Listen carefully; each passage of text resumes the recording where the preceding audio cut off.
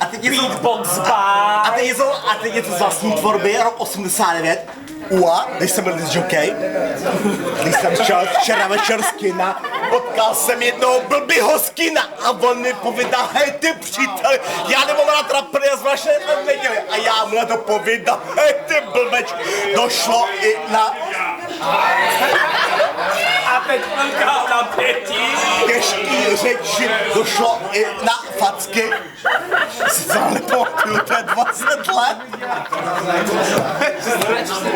Skina, vole.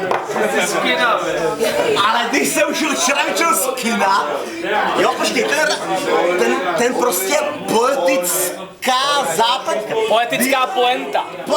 Když jsem šel včera večer z kina, potkal jsem jednoho blbýho z kina. Potkal jsem blbýho z kina.